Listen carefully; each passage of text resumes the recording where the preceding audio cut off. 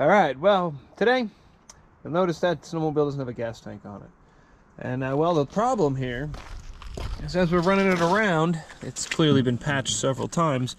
It's got a tiny little pinhole right in there. It's very hard to see. I don't know if you guys will be able to see this at all. There's a little pinhole right there.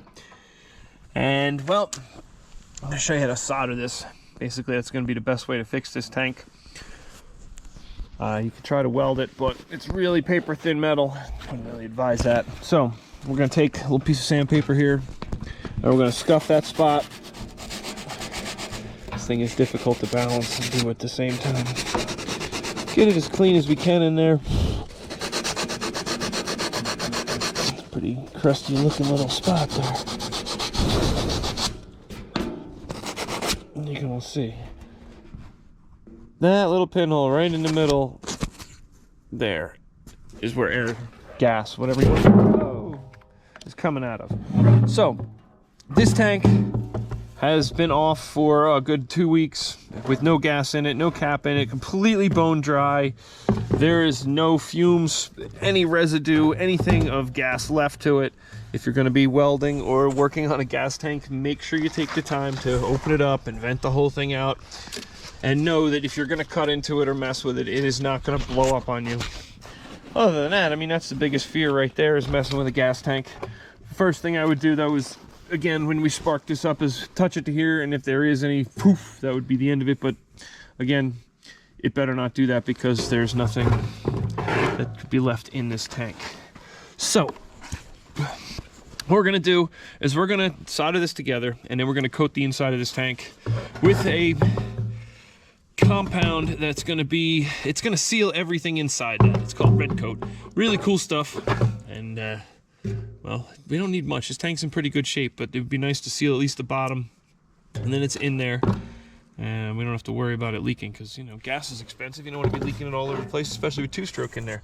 So let me get to this and show you what we have to do.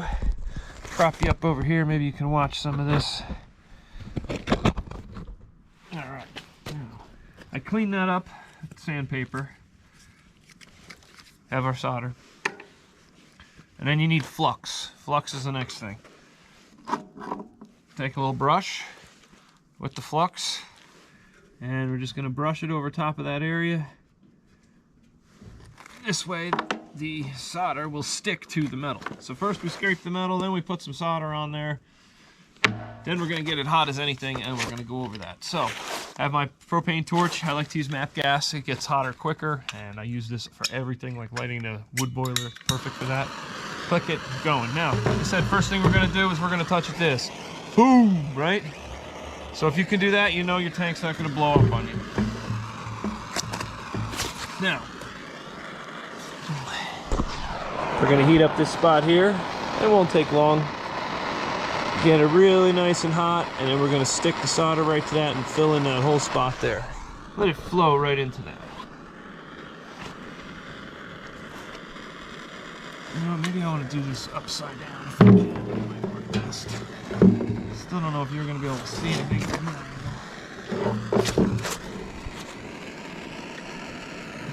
You might.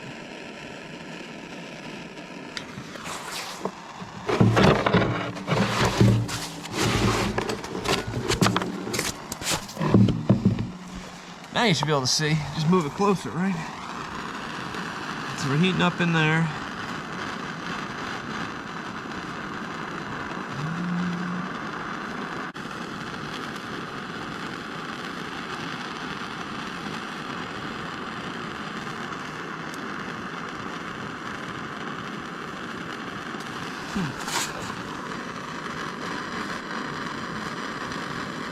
That's one thing soldering copper. A little different soldering some old steel. They're really hot. It's red, it's hot.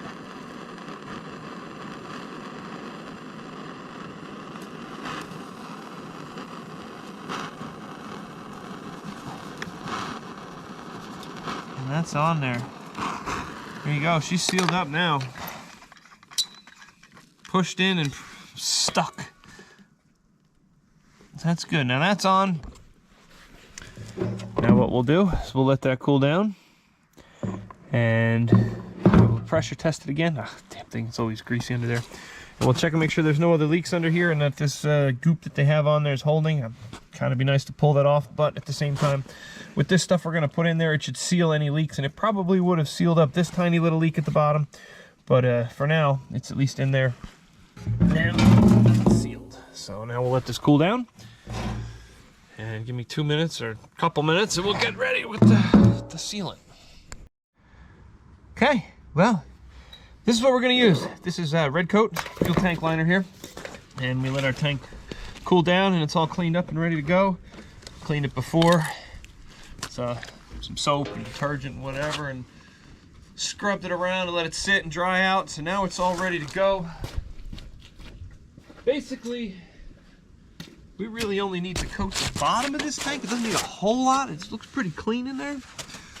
We got a gallon because we have multiple tanks we have to do. This just happens to be the first one. I want to get this done while it's wintertime so I can ride the snowmobile.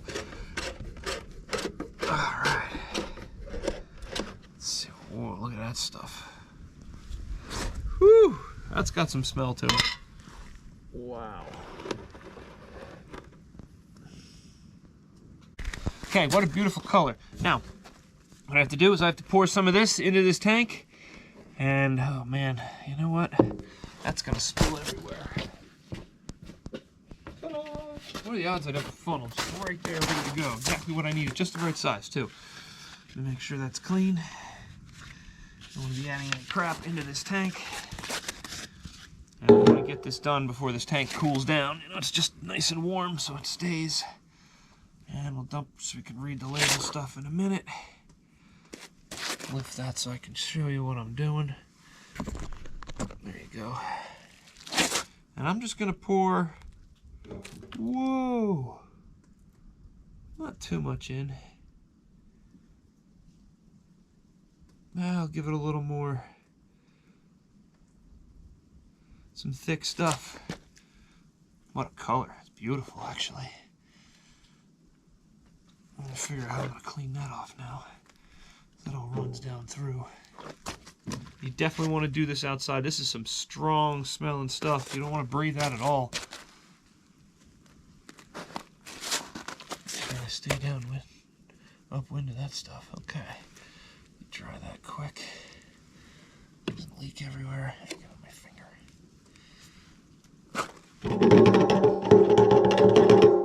Wipe it out of my funnel so it doesn't. It says it doesn't stick to plastic, so, or fiberglass, only sticks to metal.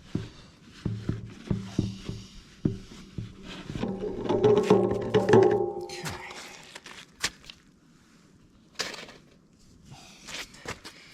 So now that's in there. I can feel it scooping around on the bottom. We're just going to turn this every so often, let it run everywhere we want it to go.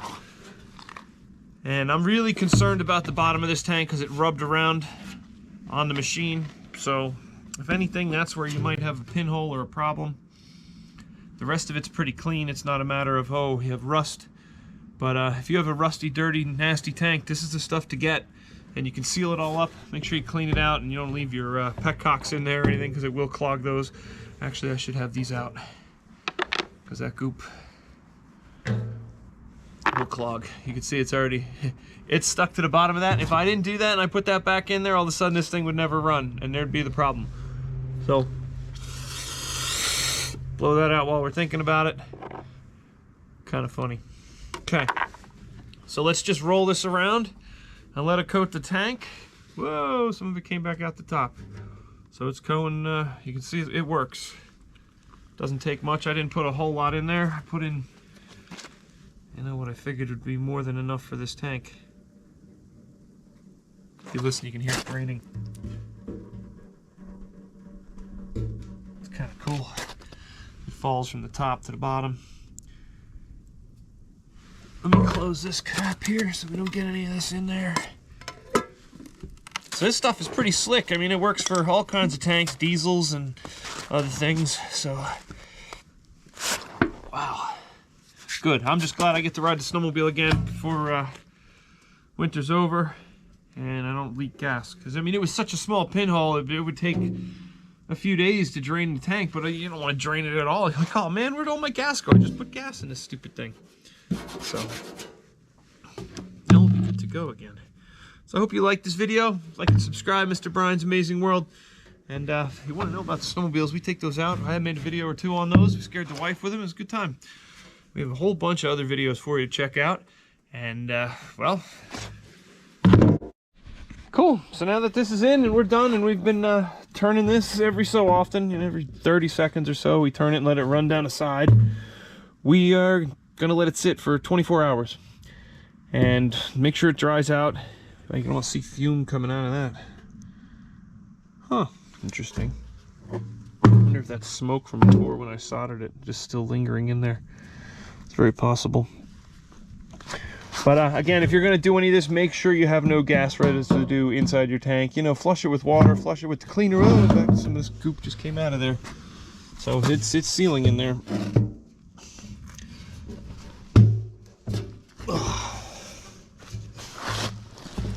And I would advise not getting that on anything because it's probably going to stick really well.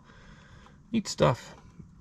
Don't let this stuff freeze. You know, I'm just out here doing it quick because, well, it's winter time. But make sure the tank is warm.